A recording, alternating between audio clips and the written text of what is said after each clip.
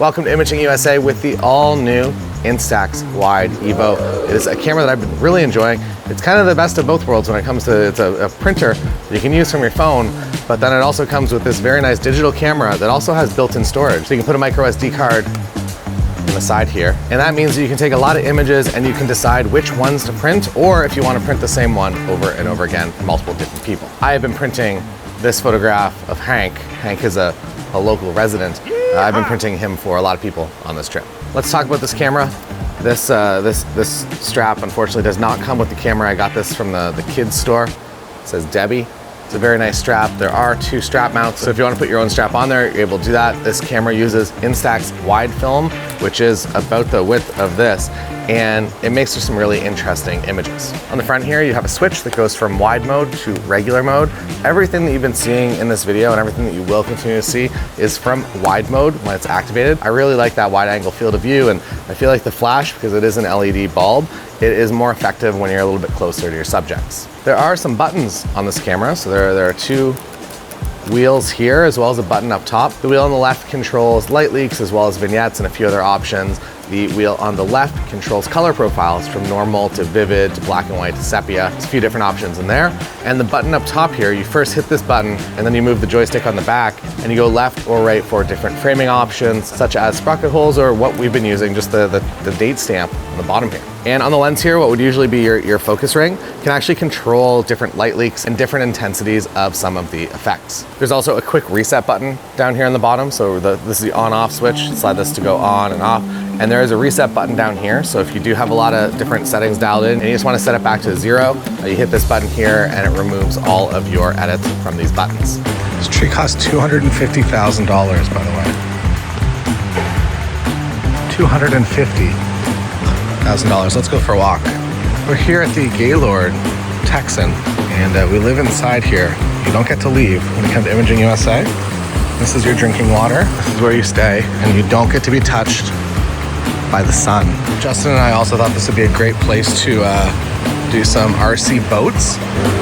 This is Hank, this is Buddy, and the saloon. Let's take a pic of Hank. I will say that as someone that's used a lot of the different options and the light leaks and the prism rays and everything, I just like the normal boring option the best. Normal color on my right side here and normal nothing option on my left. And I do like having the date stamp. I think that's pretty nice. So I enable that, but everything else I leave as basic. There are some examples in this video of different light leak options, but I really do just prefer the boring normal. You also have some options on here as well. So usually you only have the option to just hit the button and take your Instax photo.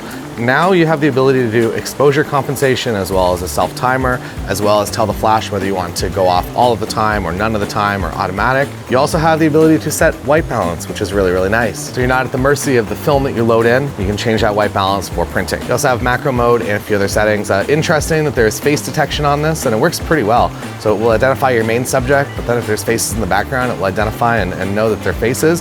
And it seems to expose for that person rather than just the scene overall. So if they're backlit, the camera is going to prioritize the person it sees rather than just the scene as a whole. That said, every example image you're going to see in this video has used the flash as a bit of a fill. I just like that look a lot, and it really separates your subject from the rest of the scene. There's also going to be an app available, or it might be available at the time of watching this, that allows you to automatically download images. So as you're taking these photos, it can be downloading to your phone, as well as you can use this as a printer. So if you have an image on your phone that you want to send to this camera to print, you're able to do that.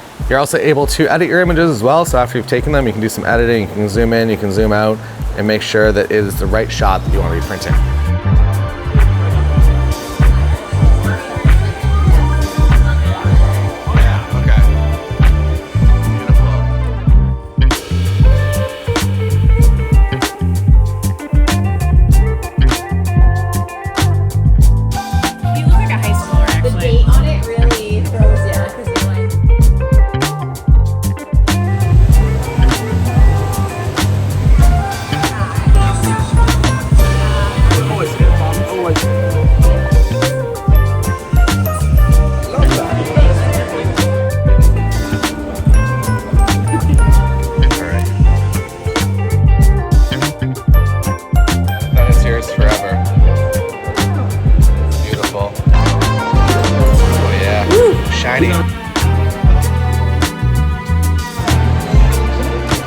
For a bit.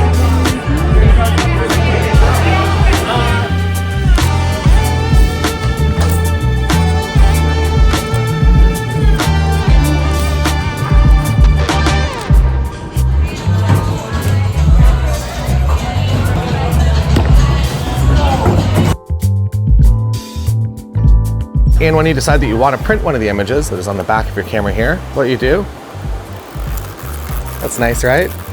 Gives you this nice little animation where it's going to print that out at the top, and then all of a sudden, your image will appear in real, physical, right in front of you. Look at that. Gotta give it a minute. On the front here, you have your shutter button, and that's how you take the picture. You get a screen, but you don't get any sort of optical viewfinder, which is a bit of a change from other Instax cameras that I've used. And maybe my favorite feature is that there's just a very easy USB-C charging port in the side here, so you're able to charge this camera by USB-C rather than a charger, or the old film batteries are a little hard to find.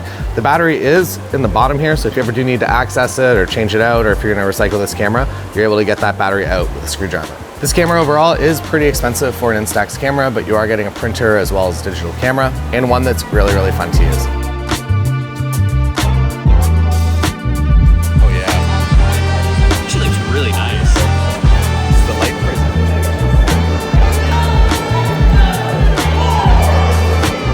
Yeah, it looks nice. All right, here you go.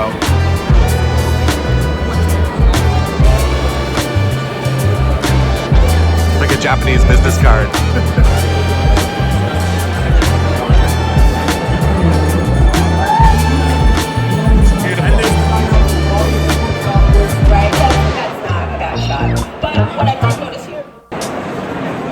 This is Chris Brockers doing a time lapse of the developing process here.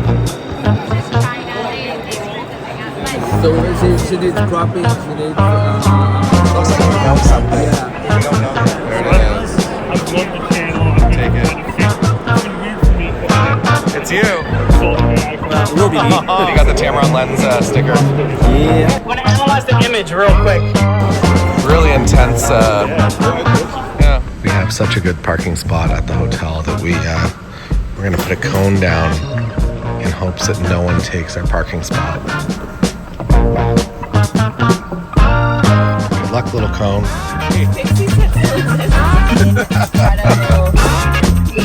I wonder if there's a certain time of night they just want you to do, they want you to do the highlights. This is the weirdest Fujifilm Instax review. A little bit.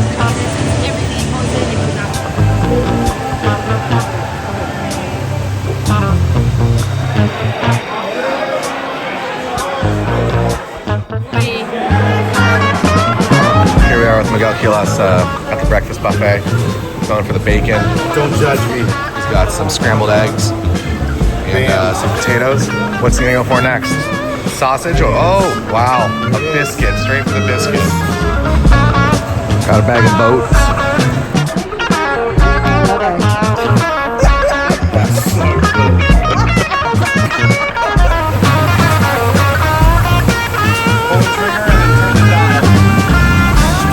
Beautiful ending to Imaging USA.